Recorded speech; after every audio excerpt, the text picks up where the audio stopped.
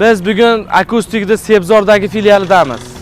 Bu markazimiz Makro Rivera ro'parasidagi ko'chada At-Termiziy masjidiga yetmasdan chap qo'lda 35-B uyda joylashgan. Endi esa bu markazimiz imkoniyatlari va bu yerda faoliyat yuritadigan mutaxassislarimiz bilan tanishamiz. Qani ketdik. Siz ushbu markazimizga kelganingizda sizni birinchi bo'lib administratorimiz kutib oladi. Assalomu alaykum, keling. Siz o'z muammolaringizni administratorimizga aytganingizda sizga kerakli mutaxassisga yo'naltiradi.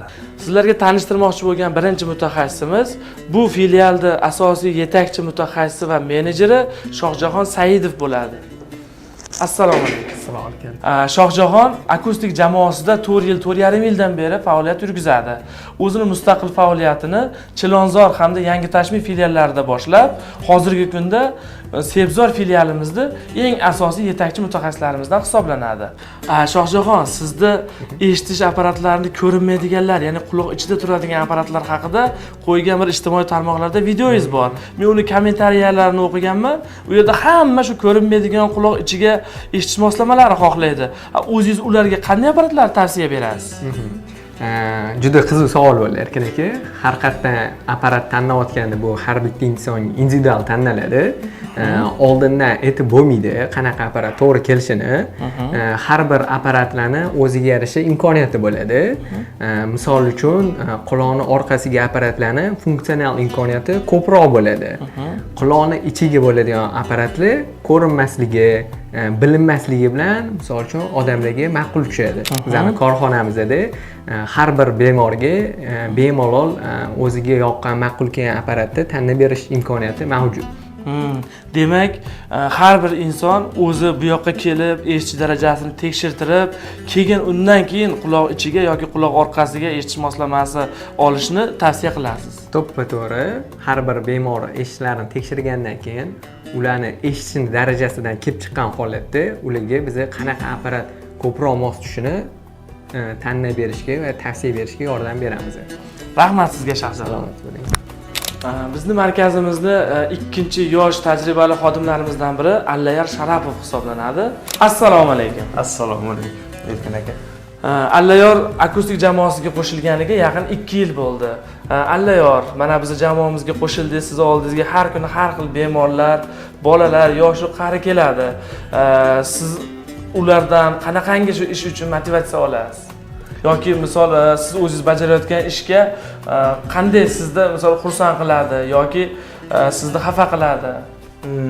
Zo'r savol bo'ldi Erkin aka. O'zim ham mana shu bolalar bilan gaplashganda ham mana shu ishda eng maza qiladigan joyim ishni boshlab oxirida yakunlab apparatni tanlab o'sha bemorimizga taqqandan keyin ular duo qiladi. Yoshi katta buvilarimiz, dodalarimiz kelib, bolam rahmat, qani qo'lingni och, duo qilgandan keyin o'sha joylarga maza qilasizda. Keyin shunaqa duolarni olgandan keyin yana ham anu ilm olib, yana ham o'rganmagan narsalarni o'rganib ishlashga o'sha motivatsiya oshadi. Bolalar bilan ishlaganda, ham o'sha bolalar birinchi endi siz oldingizga kelganda eshitmay keladi. Eshitgandan keyin anu ko'zidagi quvonch, yuzidagi kulgularni ko'rib, juda bir xursand, boshqacha bo'ladi ichi-ichidan. Endi buni siz bilan men qilib ko'rganimizdan keyin tushunamiz, lekin yetkazib berish so'zda oson narsa emas, lekin juda bir boshqacha. Ishlashda davom etamiz. Rahmat sizga. Sog' bo'ling, rahmat.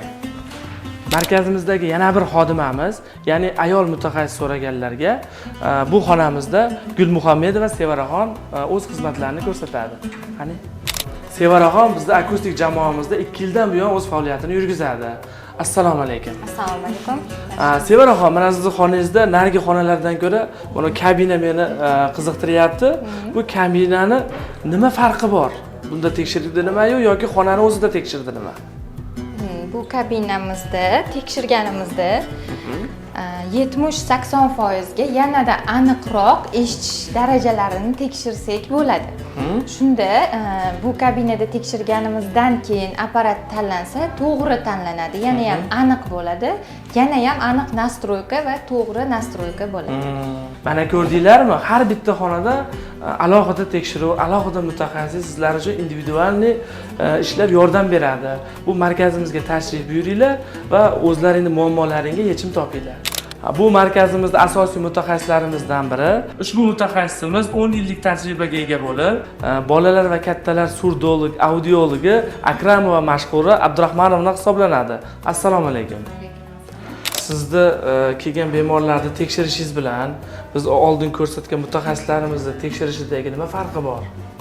Man vrach surdologman. Man shifokor sifatida bemorni birinchi marta ko'rganda pardasini, qay darajada eshitishini va uni davolab bo'ladimi yoki bo'lmaydiligini ko'rib, o'zimni shifokor sifatida maslahatimni va tashxisimni, davoyimni yozib bera olaman.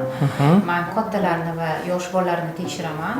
Yosh bolalarni 5 yoshgacha bo'lgan bolalarni uxlatib, KSVP va ASSR degan o'ta akustik emissiya, impedansiyametriya degan tekshiruvlarni o'tkazaman. Hamda kattalarda ham shu kompleks tekshiruvlarni o'tkazib, tashxis qo'yib, davo yozib beraman. Eshitish moslamasiga muhtoj bo'lsa, ularni mutaxassislarga tavsiya qilasiz. Mutaxassislarga chiqaraman, ular apparatlarni qo'yishib, qay turidagi mos kelsa, moslab qo'yib berishadi. Rahmat sizga. Biz endi akustikni ishlab chiqarish va servis markazidamiz.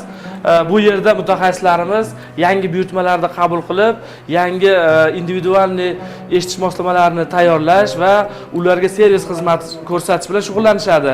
Bu yerdagi yetakchi mutaxassislarimizdan biri Qirg'izboyev Bobur Sulaymonovich. Bu Bobur biz bilan yaqin 6 yildan buyon faoliyat yurgizadi. Assalomu alaykum. Avvalambor assalomu alaykum.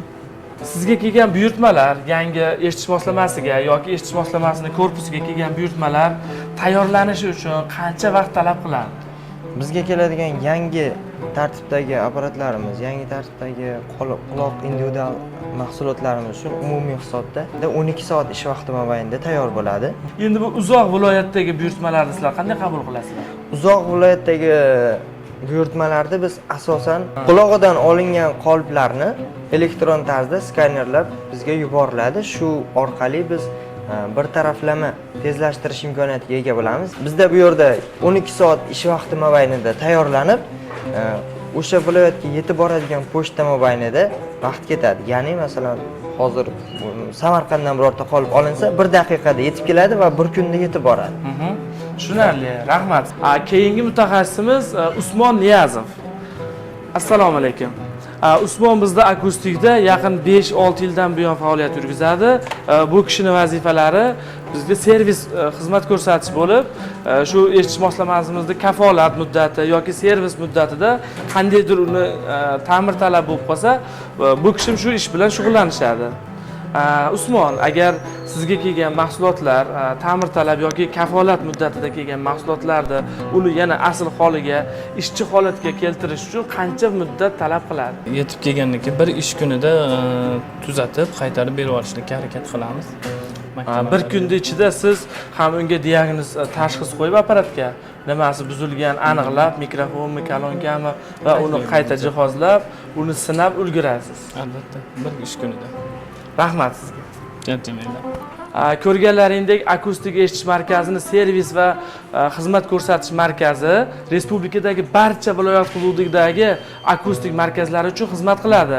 Ya'ni siz o'zingizga yaqin bo'lgan akustik markaziga murojaat qilgan holda yangi buyurtmalarga buyurtma berib, ularni qabul qilishingiz yoki o'z eshitish moslamangizni kafolat yoki servis xizmatlarini bajartirishingiz mumkin bo'ladi.